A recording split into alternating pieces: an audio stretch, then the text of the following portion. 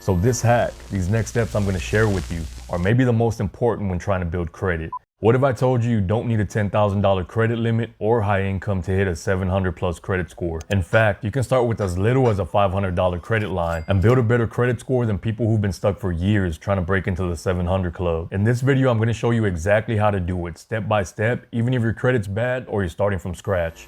Look, one of the biggest mistakes beginners make is thinking credit is about income or about how many accounts you have. So they go out, open a bunch of accounts chasing higher limits instead of learning how to use the credit they already have. And I get asked this all the time. If I open more accounts, will my credit grow faster? And the short answer is no. And in some cases, it can actually hurt you in the short term if you don't know what you're doing. Credit is a game of strategy, not income, not credit limits. Of course, we want to reach high credit scores to be approved for higher limits, but that's not where we start. And the end game is not high credit limits so you can max out your credit card. And once you understand how the system actually works, you can take a small $500 credit line and turn that into a 700 plus credit score faster than you think. Let's break it down. Before we do anything, you need to understand what moves your score. Your credit score is mainly made up of three things: payment history, this is the biggest one, credit utilization, aka credit usage, and length of credit history. That's it. Yeah, there's other small low impact factors, but if you lock in on these three, you can work the system to your advantage, even with a small credit limit. All right, so now that we have a better understanding of what makes up your credit score, payment history, credit usage, and length of credit history, next is a mindset shift that changes everything and where most people mess up. You never want to spend more than 10%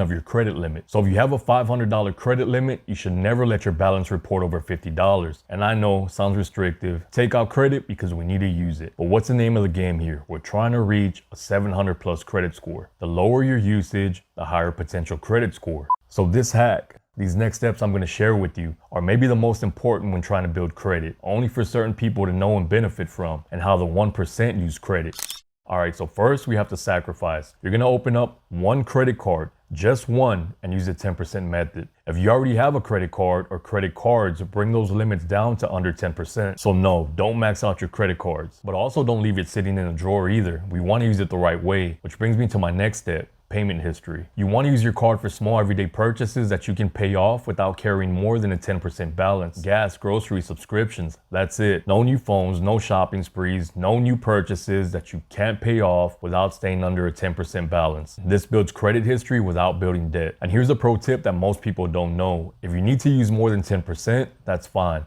Just make sure you pay the balance under 10% before that statement closes. That way it still reports as a low balance. Check out my video here where I show you the exact date you want to make your credit card payment. And it's not the due date. So what's the point of having credit cards if I could only use 10%? Well, stay with me. I'll explain in a second. It'll definitely be worth your time. But for now, let's move on to the next step.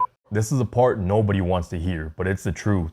Your credit score doesn't jump overnight, but if you stay consistent for at least 6 months, you'll start seeing some real movement. 6 months. Yes, building credit takes time. So this next step is a fun part and where we can actually see some real results. Once you build some credit history, ask for a credit limit increase. So these credit limit increases will depend on the bank and won't always be approved. You have to know the right cards to apply for. Some cards offer automatic review and increase limits instantly every 6 to 12 months. Some cards offer credit limit increase special offers. I had one card offer me a $500 credit limit increase if I opened up a new bank account with them. You just have to know the right cards to apply for. Check out my channel if you want more information on the right credit cards to apply for. So let's say you did get a credit limit increase and you got bumped from a $500 to a $1,000 credit limit, or your credit usage instantly improves without you really doing anything. That's an easy win. All right, so we're 6 months in from applying for your first credit card. You got your credit limit increase.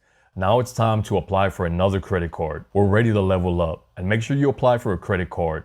Not a credit builder or a personal loan, a real credit card. Credit builders have fees and subscriptions attached, and personal loans will eat into your credit usage. So by now you should qualify for a higher credit limit, ideally $1,000 or more. This increases your total available credit and makes your credit profile stronger. And you want to apply for something like a Capital One card, where you can see your credit limit before they run a hard credit pull. Link in description. Last thing you want to do is apply for a credit card with a low ceiling and no room to grow. So we're going to use the 10% method for another 6 months. So once that 6 months has arrived, we're going to apply for another credit card. This time, we're going to apply for a top tier credit card. Think Chase, Citi, Wells Fargo. By this time, applying for the right credit card should net you around a $4,000 credit limit. So let's say your first credit card with that original $500 credit limit, you grew that to $2,000. Your second card with a $1,000 credit limit, You also grew that one to $2,000. Now you have a third card with a $4,000 credit limit. That's a total credit line of $8,000. And at 10% usage, you can use up to $800 of your credit limit without impacting your credit score. So now we start to scale. Keep pushing the line, racking up new credit, but no more than 3 cards per year for the next 3 years. And after 3 years of following these steps, sacrificing, using the 10% method, we go for the gold. You apply for a clean high limit credit card, Navy Federal Flagship Rewards, Chase Sapphire Reserve, Citi Diamond Preferred. I'm talking $30, $40, $50, $60,000 credit limits. At this point, there should be no reason you get denied for one of these top tier credit cards if you use the 10% rule correctly. So if you have the right cards, use the 10% method and request a credit limit increase every 6 months. Your credit limits up to this point, before you even apply for this top tier credit card, should be around 35, 40 grand. You apply for a top tier credit card, let's say you receive another $40,000 credit limit, which if you're new to credit seems impossible. But let me tell you, it's definitely possible, and there's people getting those limits every day. So now you're at about an $80,000 credit limit across your total credit profile. Staying at 10% credit usage, you can comfortably carry a balance of up to $8,000 without breaking a sweat, without it affecting your credit score. So this way you have options. You want a new car, you want to start a business, you want to buy a new house. This is how you do it. No more staying stuck with a small credit line, spinning your tires in the mud. Because as I said in the start of the video, you have a $500 credit limit, you go max that out, you're going to stay at a $500 credit line forever. Yeah, you might be able to take out 10 credit cards at $500. Cool. But do you want to stay at a $500 credit line maxed out, or do you want to grow your credit line to $80,000? So before we go, I don't want to forget the most important step. And if you mess this one up, might as well pack up the whole thing. Payment history. This one's non-negotiable. Whatever you have to do, make your payments on time every time. One missed payment can destroy all your progress and it's over. Very hard to bounce back from missed payments. So do whatever you need to do. Set up payment reminders. Use autopay if you need to, because payment history is everything. You don't want to have to wait 7 years to start over because you're not keeping up with your bills. There's a guy, Dave Ramsey. I used to listen to him about 10 years ago. He used to give financial advice. And he's one of the main reasons I started this channel, because some of his financial advice, I just think to myself, is he trying to set us up? Dave Ramsey would always say the first thing to pay if you're in a financial hardship is pay food, utilities, shelter, and transportation. And that's just not right. Of course, food is important, but credit is even more important. Pay your credit cards first. You can buy food with credit. Pay your credit cards first. You can pay your utilities with credit. Then you pay your house, then you pay your car. But saying to pay your debt last, that's just wrong, and that's just a wrong way to go about it.